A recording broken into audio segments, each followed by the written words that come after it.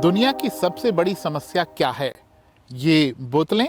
जी हाँ, दुनिया की सबसे बड़ी समस्याओं में से एक है प्लास्टिक की ऐसी बोतलें।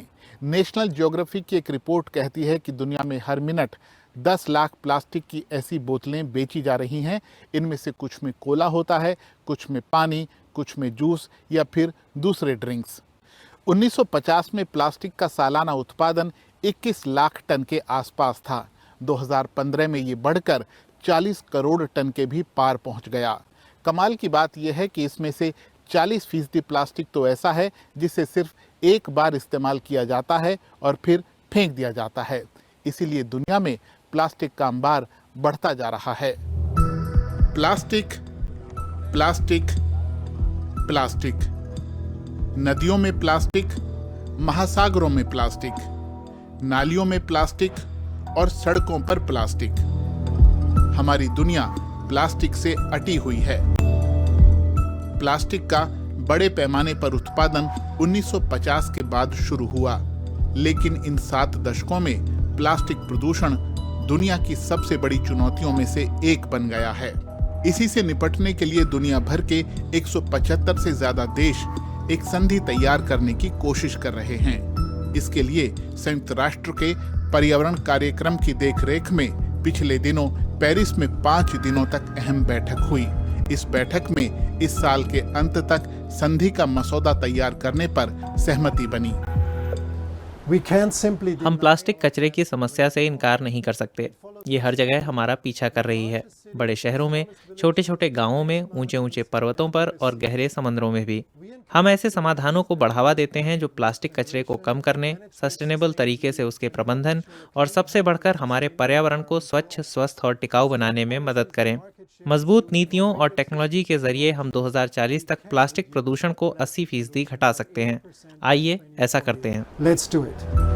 अभी हर साल 46 करोड़ टन प्लास्टिक बनाया जा रहा है और इसमें से 1/4 हमारे पर्यावरण को प्रदूषित कर रहा है। पर्यावरण समूहों का कहना है कि प्लास्टिक संधि को लेकर जितनी भी बात अभी हो रही है, उसमें ज्यादा जोर प्लास्टिक की रिसाइकलिंग पर है, न कि उसका उत्पादन घटाने पर। ग्रीन पीस जैसे पर्यावरण समूह मांग कर रहे हैं कि 2017 में जितना प्लास्टिक उत्पादन हो रहा था, उसमें 75% की कटौती की जाए। उनका कहना है कि चूंकि प्लास्टिक जीवाश्म ईंधनों से तैयार होता है, इसीलिए उसकी पूरी तरह रिसाइकलिंग अब भी बहुत मुश्किल और बहुत महंगा काम है। इसीलिए अभी 10% से भी कम प्लास्टिक रिसाइकल होता है। लेकिन प्लास्टिक का उत्पादन घटाने की बात उन देशों के गले नहीं उतर रही है जो असल में प्लास्टिक तैयार करते हैं, यानी दुनिया के कुछ तेल उत्पादक देश जैसे कि सऊदी अरब, क्योंकि इससे उनकी आमदनी पर असर होगा। बैठक के दौरान हमने देखा और बयानों में भी देखा कि तेल उत्पादक देश बहुत उत्साहित नहीं हैं। निश्चित तौर पर कुछ देश हैं जो जीवाश्म ईंधन उद्योग से प्रभावित होते हैं। इनमें से कुछ सऊदी अरब जैसे हैं जो इस मामले में कदम पीछे हटाते दिख रहे हैं। लेकिन हमें उम्मीद है कि आखिरकार वे लोगों और पर्यावरण के हित में इस संधि के केंद्र में होंगे और वे सब लोगों की बेहतरी के लिए अपने देश के हितों को एक तरफ रखेंगे। इसका मतलब है कि प्लास्टिक प्रदूषण सिर्फ पर्यावरण का मुद्दा नहीं है, बल्कि ये आर्थिक भी है और राजनीतिक भी। प्लास्टिक के मुद्दे पर अभी 2 खेमे नजर आते हैं।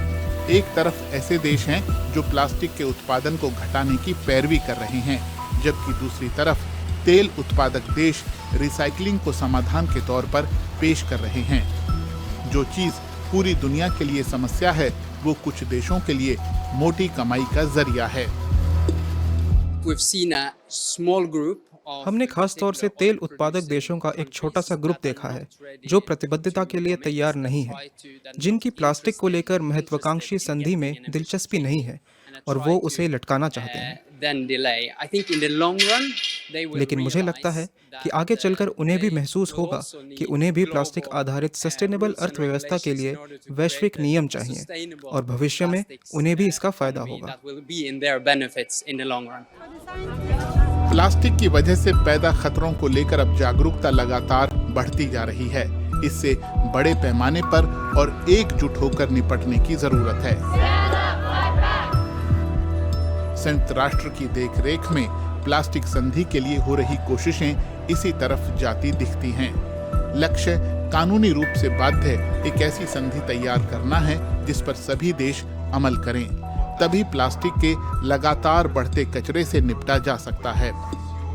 वरना पिछले साल ही OECD की एक स्टडी में 2060 तक प्लास्टिक का कचरा 3 गुना हो जाने का अनुमान जताया गया है। अगर ऐसा हुआ तो फिर शायद श्रीलंका के इन हाथियों की तरह हमें भी ना पता चले कि इस प्लास्टिक कचरे का करना क्या है। प्लास्टिक प्रदूषण कितनी बड़ी समस्या है, इसके लिए कुछ आंकड़ों पर गौर करिए, उसके बाद आपको अच्छी तरह समझ में आएगा। संयुक्त राष्ट्र का कहना है कि 1950 से लेकर 2017 के बीच इंसानों ने 9 अरब टन से ज़्यादा प्लास्टिक पैदा किया है और इसमें से लगभग 7 अरब टन प्लास्टिक कचरे के ढेरों में गया है और वहाँ से वो बहकर कुछ हमारी नदियों में पहुँचता है, कुछ हमारे खेतों में और बहुत सारा प्लास्टिक महासागरों में पहुँच जाता है। कुछ प्लास्टिक तो हमारे शरीर में भी जा रहा है, उन मछलियों के जरिए जो नदी या तालाबों या फिर महासागरों में प्लास्टिक को खाना समझकर खा लेती हैं। लेकिन क्या हमें इस सब की चिंता है? अगर चिंता होती तो इतना प्लास्टिक का कचरा पैदा नहीं होता। हरा पानी और प्लास्टिक का बेशुमार कचरा, 15,000 घन मीटर कचरा। बोस्निया की द्रीना नदी को अपने खूबसूरत नज़ारों के लिए जाना जाता है, लेकिन जब ये विज़ोग्राद शहर के करीब कचरे के अंबार से होकर गुजरती है तो ये देखकर किसी को अच्छा नहीं लगता। इसमें लकड़ियां हैं, प्लास्टिक की बोतलें हैं और घर की दूसरी चीजें भी, जिन्हें उन 3 देशों के लोगों ने नदी में फेंका है जहां से ये होकर गुजरती है। स्थानीय लोग परेशान हैं। 20 साल से नदी के किनारों पर रहते हुए हमने इसे स्वीकार कर लिया है कि ये ऐसा ही रहेगा। हम तो मानने लगे हैं कि हमारे जीते जी तो द्रीना नदी से यह कचरा साफ नहीं होगा। द्रीना नदी 300 किलोमीटर तक बहती है। ये मोंटेनेग्रो के पर्वतों से निकलती है और सर्बिया और बोस्निया से होकर गुजरती है। इस दौरान इसमें काफी कूड़ा फेंका जाता है, जैसे कि ये। इन तीनों ही देशों में कचरा प्रबंधन का ठोस प्रबंध नहीं है, तो आखिरकार कचरा यहाँ पहुँच जाता है।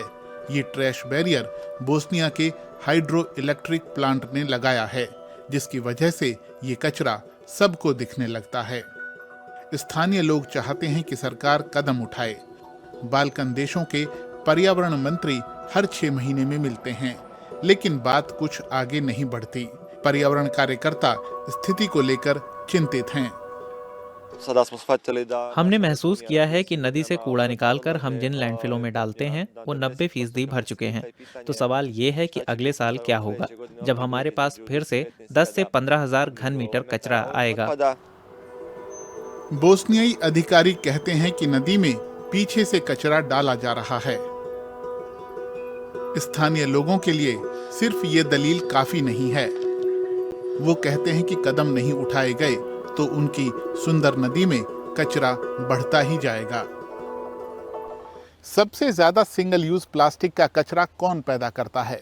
पैकेजिंग सेक्टर, यानी हर वो चीज जो हम तक प्लास्टिक के पैकेज या फिर प्लास्टिक के कंटेनर में आ रही है।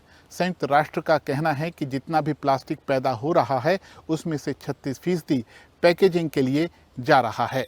आजकल खाने पीने की बहुत सारी चीज़ें प्लास्टिक के कंटेनर या फिर प्लास्टिक के डिब्बों में आ रही हैं। कमाल की बात तो ये है कि कई पत्रिकाएं भी आजकल प्लास्टिक में लिपट कर आती हैं कि कहीं बारिश हो जाए तो उन्हें भीगने से बचाया जा सके। ये सारे पैकेट, ये सारी पैकेजिंग और ये सारे प्लास्टिक के कंटेनर इंसानों की ज़रूरतों के लिए बनाए जा रहे हैं। अगर इन्हें कम करने के बारे में सोचना है तो कदम आज ही उठाना होगा। इन्हें खरीदना कम कर दीजिए या हो सके तो बंद ही कर दीजिए। तो आज के वीडियो में बस इतना ही। वीडियो आपको कैसा लगा हमें ज़रूर बताइएगा। आपकी प्रतिक्रियाओं का हमें हमेशा इंतज़ार रहता है। आपसे होगी जल्द मुलाकात। अपना ध्यान रखिए। आपका बहुत बहुत धन्यवाद।